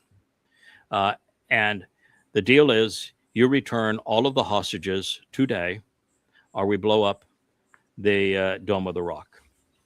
You return all of the hostages. If you don't return them today, after we blown up the Dome of the Rock, you can return them the next day, or we'll blow up the Al-Aqsa Mosque. They're not going to respond to either of those things. Then you have a justification for getting rid of those two Islamic scars on the Temple Mount. They had to go. They were the reason for the vitriol. Get rid of them. The attack was called Al-Aqsa Flood, for crying out loud. Make That's them right. pay, and the dearest possible way, cleanse the Temple Mount. Number 4 was never again, under any circumstance, use the term Palestinian. It is an ethnic slur. It's a lie from the beginning. There is no Palestinian. There is no Palestine. But so long as Israel continues to promote this lie and speak of Palestinians as if they were a legitimate people, you're going to lose the war of public opinion. And they did. They lost it. And the most important thing of all is to get your head out of your tuchus. Realize the great harm that has been done to you by the rabbis. Return to Yahweh. Reject the rabbis. Return to Yahweh. Listen, learn, and live. And live. Let me start the education process with my fellow Yehudim. Yeah. Know what Khaybar Ya Yehud, Jaish Muhammad Saud Yahud, what it means. Khaybar, O Jews, the army of Muhammad will return. It's exactly what they shouted that morning. The first time that Allahu Akbar was shouted, it's called the prayer of fear, was at Kabar. And the thing about Kabar that folks don't recognize is Kabar didn't happen out of thin air. Kabar was a farming community of Jews. They were date farmers, just like the Muslims attacked the kibbutzim in southern Israel. And the reason that there's so many Jews in Kabar is Muhammad had exiled the first of the Jews from Yathrib, where there were 30,000 Jews at the time, so he could steal their homes and their date farms and their property and everything else. And he exiled the first of them. And many of them went to Kabar, where he went later, and he brutalized them. And then when Muhammad decided that since rabbis were mocking him because he was buying his Quran recitals from the rabbis, he turned on them and says, well, no, there's only one way to deal with them. As a psychopath, he murdered them. And so the remaining Jews in Yathrib were beheaded. Women were raped. The children were sold into slavery. But Kabar itself did not happen in a vacuum. Muhammad was such a thug that the first enemy of Muhammad was his own family. He wanted to steal the pagan religion associated with the Kaaba, where rock gods were fed and dusted and watered and for a fee. And he wanted to steal that religious crime, and he did. But when he wanted to conquer Kaabaville, we can't use Mecca because it wasn't in Mecca, it was in Petra.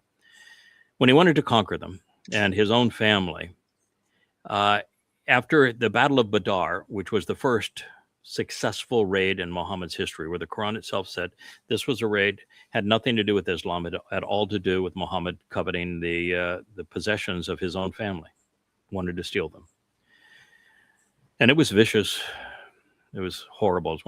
It's the 8th surah of the Quran. It says there's only two kind of Muslims, those that have died killing for Allah and those who will die killing for Allah. I mean, it's really, really disgusting.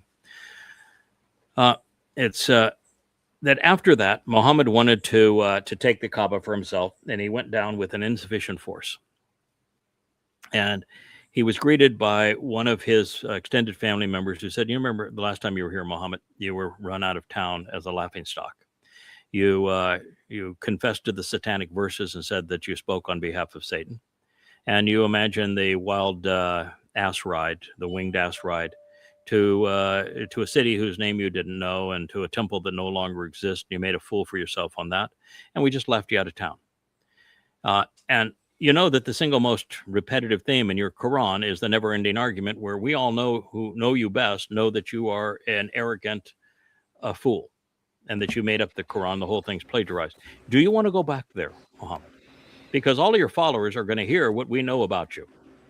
And are you willing to jeopardize all of your followers to go back into the Kaaba and be played for a fool, particularly since your religion is nothing but our pagan religion? So you really want to be exposed to that, Muhammad? And Muhammad said, no, I don't want to be exposed to that. He said, so sign this document. The document said that you made this all up, that you're not a messenger of God, that Allah is not a God, that you've lied about all of it, and that you will no longer terrorize anyone, including your own family, for 10 years. You won't terrorize them, you won't kill them, you will not kidnap them, you will not hold them for ransom for 10 years. That is the Treaty of Hudaybiyah. The Muslims that were following Muhammad that day, expecting to go into the Kaaba and rape women, enslave children, kill a bunch of people, and steal their property, were pissed. They didn't follow Muhammad because he was an outstanding preacher. They followed Muhammad because it was that he made thievery legal. And so they threatened to turn on Muhammad. And so this whole story is told throughout the Hadith. And Muhammad, therefore, was frightened. And so he needed a quick and easy kill to satiate the bloodlust and the covetousness of the thugs that were the first Muslims. And there was only one easy kill left in camel ride of where they were. That was Kabar. And so they went up to Kabar. And they arrived early in the morning, just like 10-7. And the Muslims said, okay, what are we supposed to do? And the Jews of Kabar were coming out with their farming utensils and said, oh my God, this is our worst nightmare. It's Muhammad and his thugs. And so the Muslim said, what do you want us to do, Muhammad? And he says, Allahu Akbar. Tell them that Allah is greater than the God of the Jews. Allahu Akbar. Allahu Akbar. That's where it was first created. And what it means is that Allah is greater than the God of the Jews. Allah is greater than Yahweh is what it means. No, he's not. Allah not Akbar. Anyway, they over the course of a week, they tortured most of the men to death. They enslaved most of the boys. They stole all of the property. And they raped all the women. Muhammad, after he had tortured a woman's father to death to steal his treasure, after he had murdered her husband, after he had killed her sons, took her and raped her, over and over and over and over again. That is Muhammad. That is Islam. That is Kabar. You can't fix it. And when you're a piece of shit like Netanyahu and you won't even say it, there's something seriously wrong with you. You do not deserve to be leading the Jewish people under those circumstances. And unfortunately, Israel doesn't have a leader. I know more about what they need to do to recover than all of them combined. And I'm not even a Jew. Well, you That's a mentioned serious the most problem. significant thing is to give up the trust and reliance on anything any rabbi says. Correct. That's Shit where- can the rabbis. Just the Haredim, every one of them should be tossed into Gaza. Really, every single one of them, toss them into Gaza. Fill them in the trucks, escort them to Gaza, drop them in. Goodbye, good riddance. Maybe your Hashem will come save you. That's really the only solution for them. Yahweh, when he returns, is going to kill them all. Well, not really fair to say he's going to kill them all. He's going to hold many of them accountable and torture them to the point that they pay 7 times recompense for the harm that they've caused. And all the leaders of the Haredi he's going to send to hell. And it is only the victims of Haredi Judaism that he's going to kill. Going to be a lot of twirling rabbis, isn't there? Wow. Yeah. Instead of twirling chickens, we're going to have twirling rabbis. Yeah. No. Yesterday evening, when you were going through the end of your podcast on Mizmor 34, but describing Dode's ire, anger, and what he has in store. Yep. And Yahweh agrees with him. God's disgusted with his people. Yeah. He's been disgusted with people for a long time, but particularly his people. Yeah, that Nuach and the Shabbat, it also says something that I neglected to share, which is that once God set all of this in place, he could pull back and then enjoy witnessing it all play out. And you'd say, well, why would he witness it play out over that long a period of time? Which is the blink of an eye to him. He knew how it was going to play out. And so there we were, making it happen. You spend all that time setting up the dominoes. You know exactly what's going to happen. You know what it's going to look like but it's still fun to watch it happen, right? It's still fun. It's still fun to watch it happen. Yeah, and I'm not disappointed that we were played. I mean, that's the whole story. I could be frustrated, but I said, the fair thing is that even though we were slow to find this, we did find it before anybody else, and we found it before it was too late, and that's a good thing. And it's delightful to know that God knew how we were going to respond to him and what we were going to accomplish collaboratively before it all played out. So there's a comfort in that. Absolutely. A question on what he says here. Do you think that this is just campaign rhetoric because they're in their electioneering process or whatever now in Israel, and each one's trying to be the, because who was it? It wasn't Ben Gerber. Whoever it was yesterday we saw said that 30 or 40, we should be killing 30 or 40 of these guys a day. That was Ben Gerber. Okay. Yeah. Is this campaign rhetoric, or is this a nuclear threat that he's going on about here? Surprise them before they surprise us. It's all about Iran having a bomb. Do you think he's alluding to a nuclear threat here? Okay. First, everything with Netanyahu is campaign rhetoric. Okay. He only cares about fair one enough. thing. Fair He only enough. cares about Absolutely. one thing. I concur. He is destroying Israel for his own ego. So yes, it is campaign rhetoric. Is Israel capable of deploying nuclear bombs in Iran? Yeah. Unfortunately, yes. The answer is yes, they are.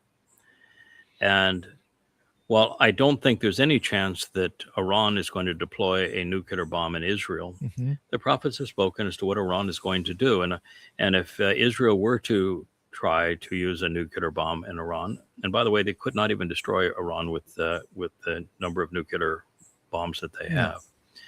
And they would destroy themselves for certain. They'd be wiped off the face of the earth within a week of the time that they would deploy that kind of strategy. But that would be ample motivation, well, not that it already doesn't exist, for the Iraqis to send millions of mujahideen into Israel as jihadists, which is what the prophets say is going to happen. That's why I said that 2 out of every 3 Jews are going to die. Yeah.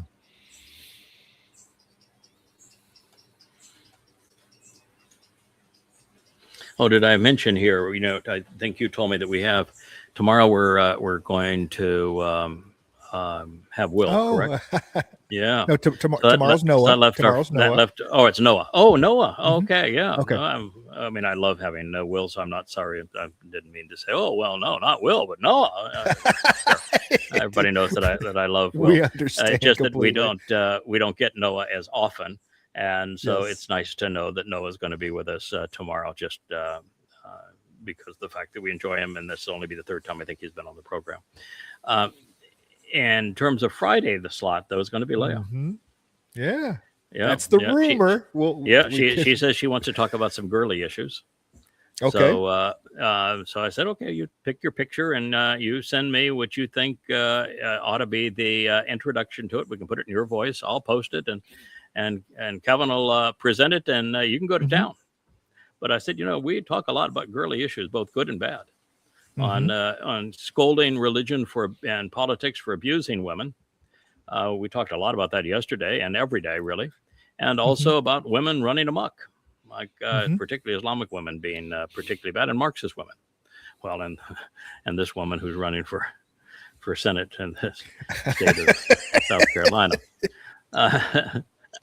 Not their shining example. Anyway, yes, we're going to shining have example. Leah. She says, I can't do both shows. I won't have that much, she's an introvert. I said, no problem. You can introduce your new song. People's Song it now has graphics. She can introduce her People's Song and then go and be a listener to the show. Man, that just happened. You just put a bunch of pressure on me. Okay. Yeah. we had two going, and so I wasn't the idea. I know you have second, Mott's and at she wants midnight, it and first. then you have Yeah, people. But the melody, the lyrics, and the graphics for people. I haven't seen the graphics for Mott's at Midnight. That may be just fun and wonderful and everything, and the song may be wonderful. But people is a different notch above, and the graphics are depot and they are magnificent. So. All right, I won't sleep tonight. We'll get it done. Oh. I am such a meanie. Speaking of Amma running, Amma being raw, have you Yes. seen that latest post of her depiction of you murdering Jesus? No, I have not. It's wow. It's wow, huh? I'm going to take full credit for it. She always used to say, as a Jew, I killed Jesus and I would do it again. But the fact of the matter is, I actually did kill Jesus. So because I actually did kill Jesus and killed him probably 1,000 times over in the books of Twistianity, almost 4,000 pages of evidence that is irrefutable. I mean, there is no way that you could take 1,000 Christian scholars and put them on just trying to disprove Twistianity for 10 years, and you'd find nothing other than, yeah, he's really right. There really was no Jesus. He did kill him. So yeah, I like to see that. It's a wowzer. It was on. I saw the feed yesterday on Facebook, and it was the most audacious thing that I have seen. Okay, well, I have to. Where did she post that? Not, because it's I was going to say it's not on hers. I was looking for it. So is it not on hers? Is it on? If it's on my Facebook, I never go to my Facebook anymore. I got so frustrated with Facebook being obnoxious that there it is. I just don't go there anymore. So anyway, we'll look it up. We'll get pictures of it. Oh, this is there we are. Oh yeah.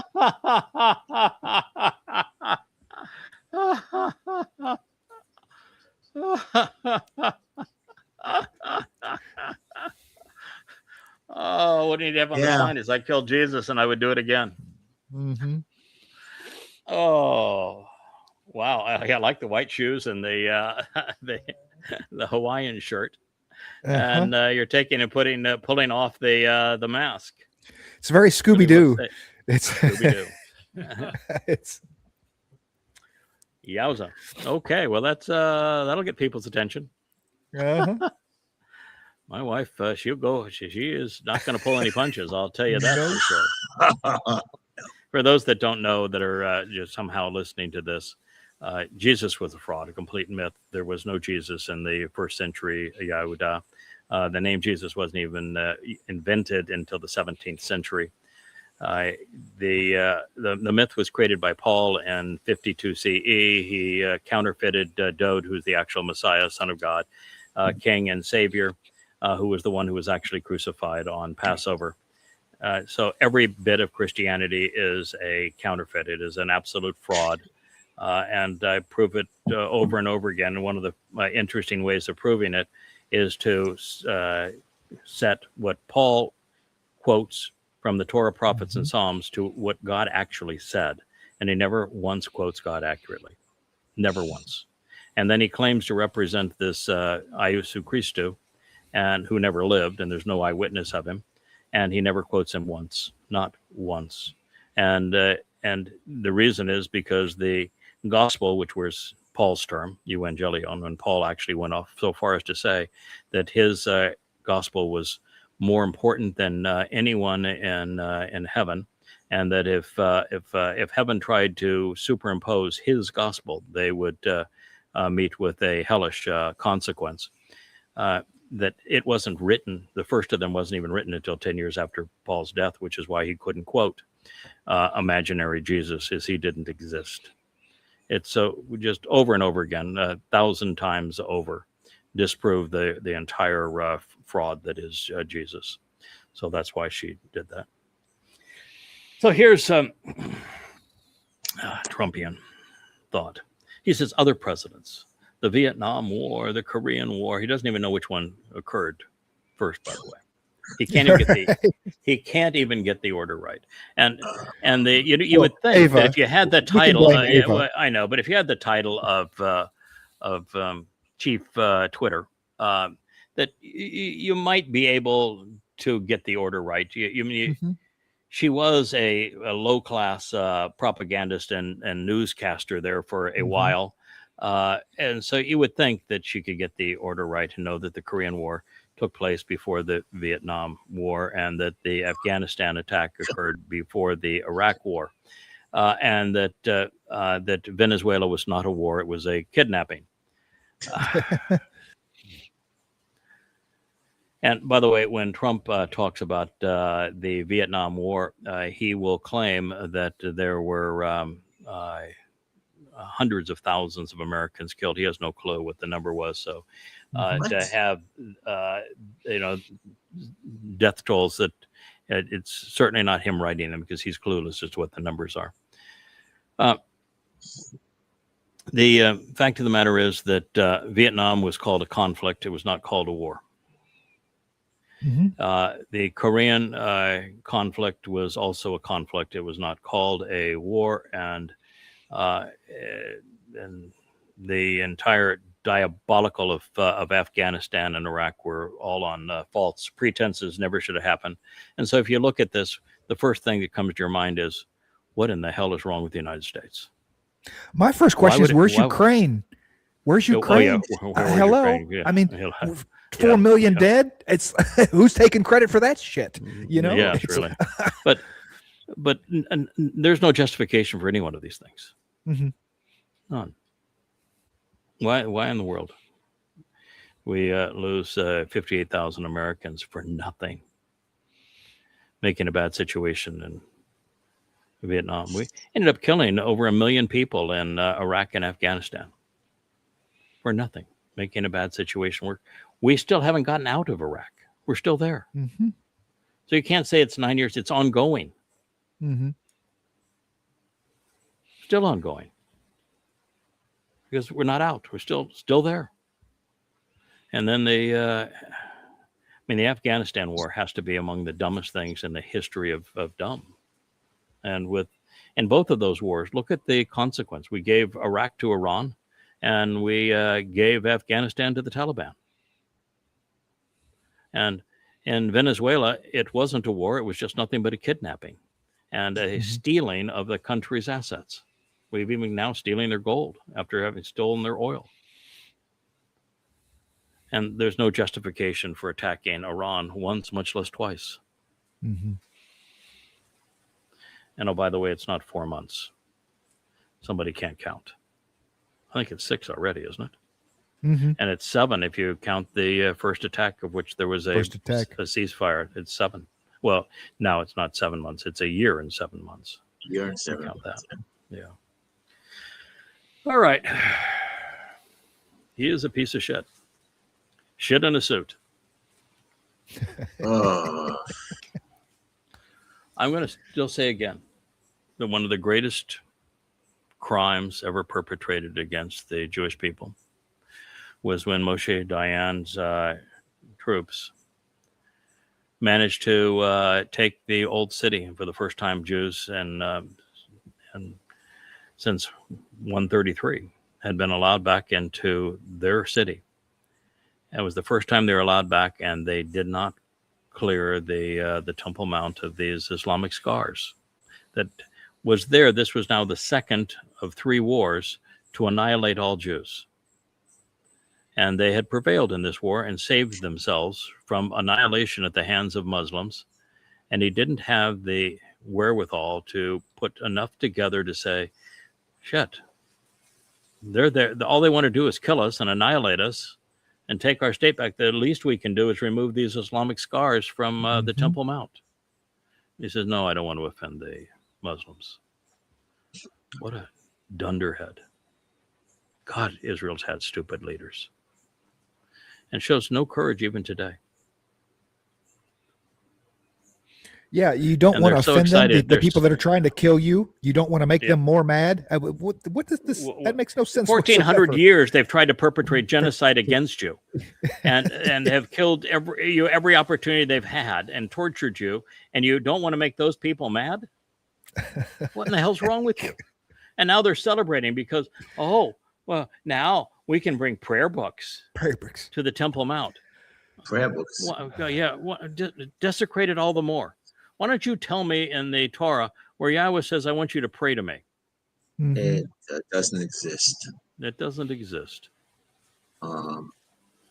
Bob your head, read your Talmud. It was handed right back. I mean, how soon after they captured and reacquired their property on the Temple Mount did Dayan give it back to King Hussein of Jordan? Days. It's one of the most despicable moves ever made by an Israeli. And Israeli leadership has been horrendous. Anyway, it's going to be purged of all of that garbage. Jews playing Jews for fools. Oh, boy, this is really a sad sack of a man. So he's saying, oh, we won't have any more Abraham Accords until after the elections. After the elections, maybe some more Abraham Accords. Islam. They've been working out so well. Islam has tried to annihilate Jews for 14 centuries. Why do you want to have an accord for them? Do you want to say, oh, we're going to play nice and we'll lay down all of our defenses so that you can come and just kill us more easily? That would be just fine. We want to be nice to you as you're killing us. So we'll form an Abraham Accord with you. And oh, by the way, the only way that Abraham is mentioned in the godforsaken Quran is because the idiot rabbis sold Talmud stories to Muhammad. Yeah. They wouldn't have known Abraham from a sausage. No, they wouldn't have. It should be called the Hudaybiyah Accords. The rabbis screwed us again Accords. Well, again, you're pointing out the ideology, it all emanates from the rabbis. Yes, the Abraham did not have a religion, And the only reason that Abraham is known in Islam is that every story about Abraham in the Quran came from the Talmud, including the breaking up the little idols to leave the big idols. And his whole life in Ur is not told in the Torah. It is told in the Talmud, and it's all a lie. It's all stupid. And that stupid shit made its way into the Quran. Guess who gave it to them? The rabbis. It's Abraham Accords. You might as well call it the rabbis screwed us again. Yeah. Mm-hmm. And me as Kirshner, I want to make a buck on it. Oh, World Economic Forum. There you are there, pal. Another boy that inherits a fortune from his daddy and has no morals. Okay. oh, projection. Yeah, rejection. Well, who knows why they wouldn't bother to do so, but maybe they just got caught too red-handed. But most of the stories that are presented in the Islamic media and also on X and Facebook of the IDF for Jews did this, they raped these people, they bludgeoned those people, they're despicable. Most of the stories are made up. Even most of the stories, even though there are some bad settlers in Judea and Samaria, most of those stories are actually taunted by Marxist Jews, Israelis, who have the cameras there, who have taunted the Jews in that community to attack. And they won't film any of the taunting. And then but they're there with the film crews to film the result. Israel can't win for losing. No. And of course, that story of how they allegedly raped civilians in the Gaza hospital spread around the world multiple times, and the retraction, of course, will mean nothing to anybody. Mm-hmm.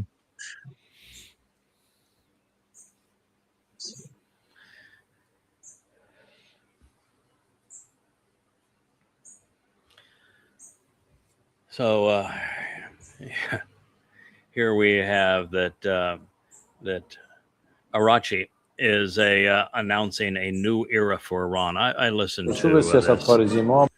It's actually, you'd have to read unless you're up to snuff on your Farsi, you need to read the captions. But he's giving a recap of the war, and he says, Iranians, you should hold your head up high, and your country defeated the United States, and we achieved supremacy for Iran, and this is a marvelous accomplishment which you've achieved. And my comment is, if holding your head up high is a good thing, then why do Muslims prostrate themselves to Allah, who treats them so badly? That must be a bad thing. Easy enough. It's interesting that Arachi almost never mentions Islam or Allah. Mm-hmm. Yeah, and he doesn't. I understand that he's not a mullah or shah or whatever their their thing is, but he doesn't even wear the garb, anything that I mean, there's no. He just appears very, very, very secular. He does. Yeah, he does. He's a very erudite, well-educated man, very articulate, highly skilled at his craft. But I just want to point out, if holding your head up high is good, which I think it is, then why is prostrating yourself to Allah not considered bad? And it's interesting, he doesn't give a praise be to Allah for their overcoming the great Satan of does he? He doesn't. I mean, it's perfect opportunity, and yet he And I think it has to be orchestrated, because he's representing an Islamic regime. Mm-hmm. And he is the spokesperson of that Islamic regime. And the Islamic regime, of course, wants to be praised to Allah on everything. Mm-hmm. But that regime is Persian and smart enough to recognize that winning the war of public opinion is, in particular, I mean, they're going to win the war of public opinion with Muslims, so they don't really have to do much there. But they want to win the war of public opinions with the rest of the world. And the best way to do that is to be reactive as opposed to aggressive, and to be measured in your responses, and to not praise be to Allah. They're just hoping we all forget that they're an Islamic. I mean, Yeah, but it's working. I mean, I'm with you. it is It's very working. It is working. very I effective mean, I'm never marketing. going to forget. I've done more good in that country to create secularism than anybody else. It's the highest readership of Prophet of Doom was in Iran. So I know that I've made my contribution, and we've seen the results where in Iran, the majority of Iranians are no longer identifying as Shia Muslims. This is a very, very good thing. There will be many Iranians that are going to qualify for that final remnant. Both on both sides, by the way, on Yehud and on Goy side, because there's a lot of people throughout the Middle East, particularly in Persia and in that area, that have Jewish DNA. So there'll be plenty on both sides because they are disassociating themselves from the religion. Yeah. And They're not he bad never people. I mean, associates himself with the religion. Look how good things turned out with a Moabite lady and a man Yeah. from Edom. So, Yeah, I mean, yeah, man from it's- Edom and Moab. But of course, they're kissing cousins of Judea and Israel. I mean, not only neighbors, but the same ethnicity. Yes. Again, Same ethnicity.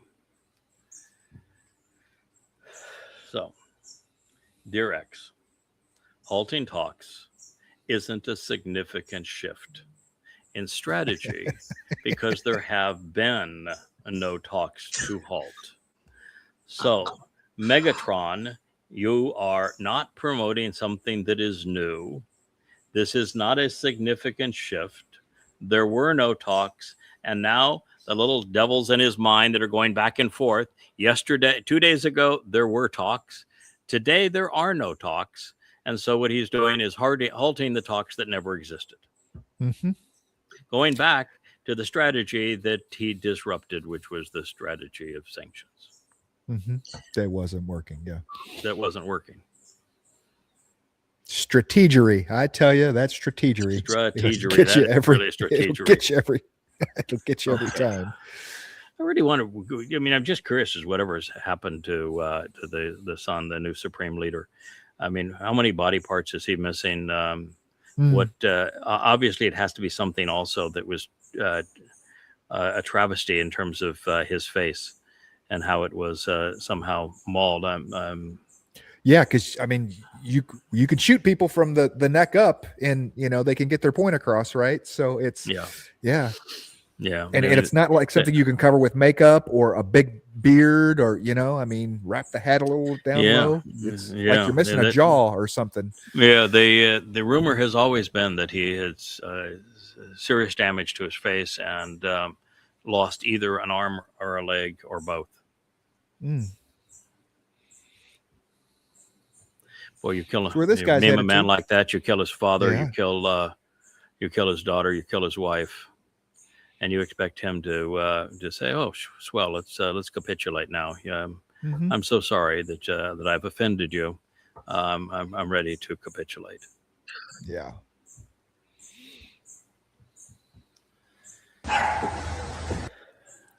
Spreading democracy to the Ukraine. They needed to have democracy. There's 1,000 of these. This is just a kid. 1,000 of these online.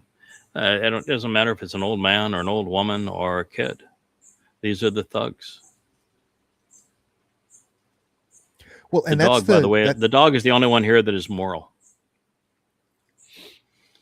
Once again, the dog's the one that's moral.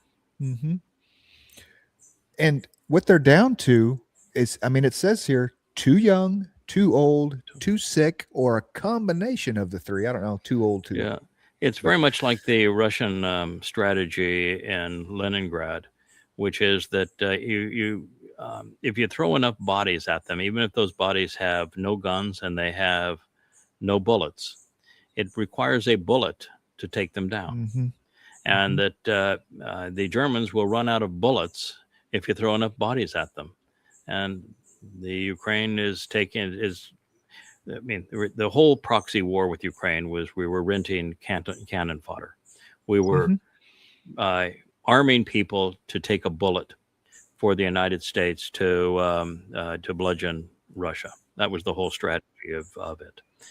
And now they've run out of genuine soldiers, and so they're yanking people from the street. And of course, do you know that half of the population of Ukraine is gone? Mm-hmm. Half of the population. Half of the population is gone. Either killed or have fled the country. Mm-hmm. Half of the population. Millions upon millions of Ukrainians are gone. If this was such a popular war, you think that would happen? No. You think do you see Iranians fleeing? No. But you do see Ukrainians trying to avoid this whole mess.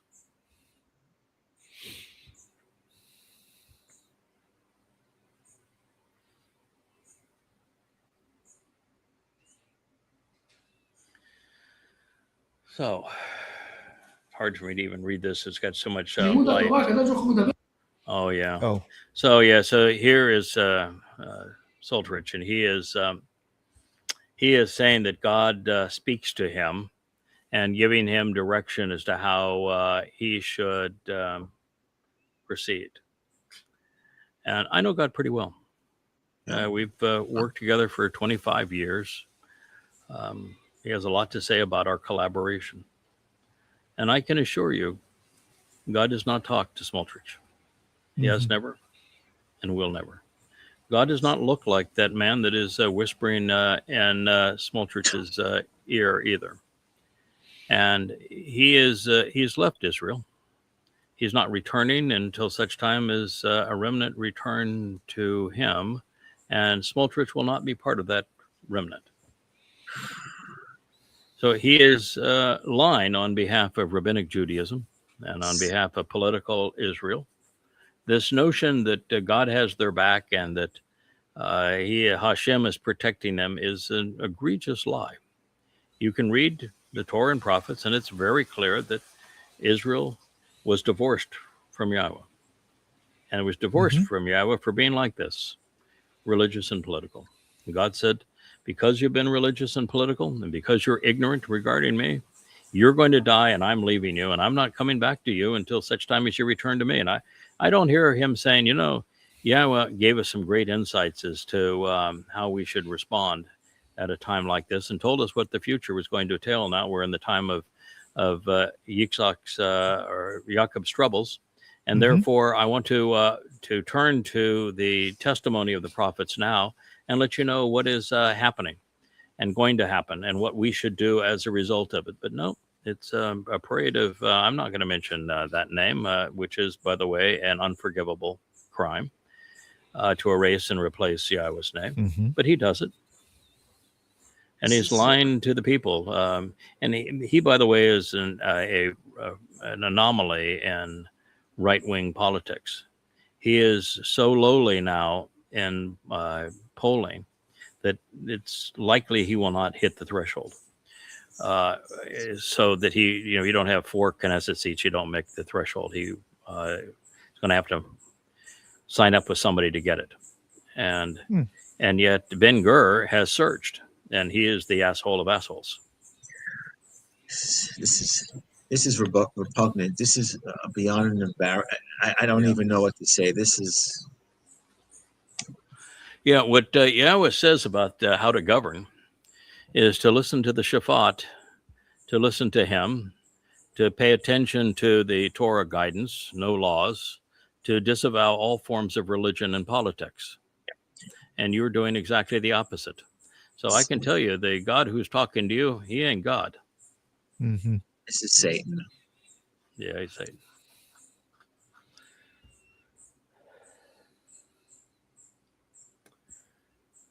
So I think we've reached this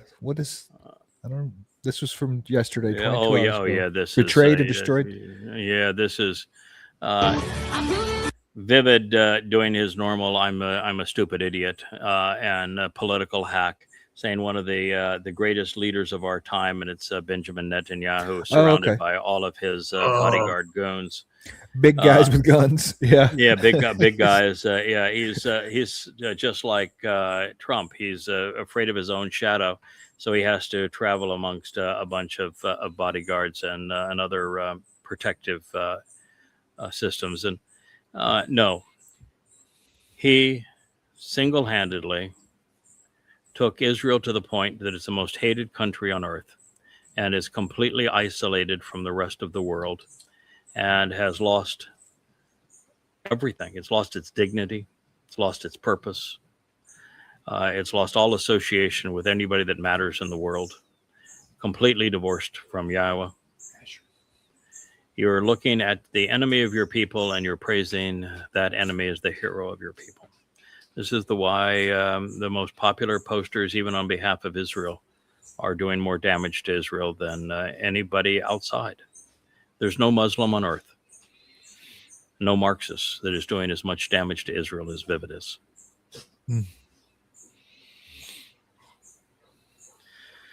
All right, so that's the news of the day. Oh, we can talk just briefly about this. This is a reporter from CNN who somehow was given authorization to land on the Abraham Lincoln and listen to the grievances of the sailors. And the biggest grievance of all isn't the lack of food, which they have almost no food. It isn't the lack of sanitation. They have no soaps. It isn't the lack of functioning toilets. It isn't even the fact that they've been put on that tin can without being able to walk off it and having any freedom at all for 3 times the normal deployment. It's the fact that they're being lied to by the senior officers, and there is no one who is willing to tell them the truth. Mm-hmm. They're betrayed. That's the worst of all. That's what she heard over and over and over again. It's that no one could explain to them what's happening, why they're there. They're betrayed. All you can say is, don't enlist. Don't enlist. You're being betrayed. And if you are already signed up and you have surrendered your freedom, by the way, you know, at any company in America, you can just say, tomorrow, I don't want to work there anymore. Mm-hmm. And you're free to go. But not the U.S. military. They can do anything they want to you, and you have no rights, no freedom whatsoever. So this notion that you are protecting freedom when you relinquish yours is nonsense. But there are ways out even once you're in. And being a conscientious objector to say, I had no idea that the officer corps would be this dishonest, or that the treatment would be this inhumane. Mm-hmm. There is no judge in the country that would allow this kind of treatment in a prison. You're right. Right. Absolutely. So you Prisoners have more liberty. Prisoners Yeah. have more liberty than they do. Correct. There is a rumor that Hog's Breath and the POS in a suit want the sailors to have to sign non-disclosure agreements to even get leave once it's finally offered, that they can't talk about what happened. Oh, You're just a piece What? of meat to these assholes. Mm-hmm. Yep, that's the nature of our world. So thank you, Dr. Jeff. Enjoyed having you. Loved having the conversations about the insights we've gleaned from the Torah. Lots to think about and grow from. We'll look forward to having Noah tomorrow. Noah being Noah tomorrow. It's always a fun experience. And then we're going to have Miss Leah on Friday. And I told her she's free to post some girly topics, but my guess is the first post that she's going to have is me killing Jesus, or at least demasking him. Mhm. So that'll be fun. We'll see what I've given her full autonomy. She can choose what we post. Ought I'm ready to for be it. entertaining. Ought to be entertaining. Rich is saying, "Oh my God." There might be some face palms coming. gonna be wild. Might be some face bombs coming. But I just went in to Leah today. I said, "So you don't like surprises, do you?" She says, "No." So you would never be mad at somebody that gives you advance notice on something that's important. would you? Uh-huh. And she says, "What are you getting to?" I said, "The answer to that is yes. No, I would not be. Mhm. The answer is no. You would not be upset with somebody gave you advance notice. You would like that." Mhm. And then I said, "So who's the second picture in the vlog on the vlog intro?" I said, "So we got Dr. Jeff today. We've got Noah tomorrow, and so we have an open slot on Friday."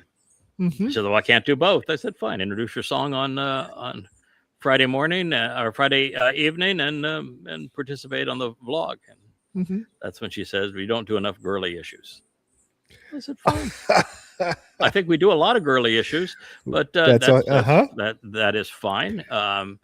You send me graphics and a comment that I can post, and I'll post your comment in the graphics on X, and we'll go right through the line and we'll talk about your issues. Excellent resistant comebacks. We just keep shaving away those no's, don't we? We do, Right? I mean, but, that's yeah. I've been doing this for 6,000 years, so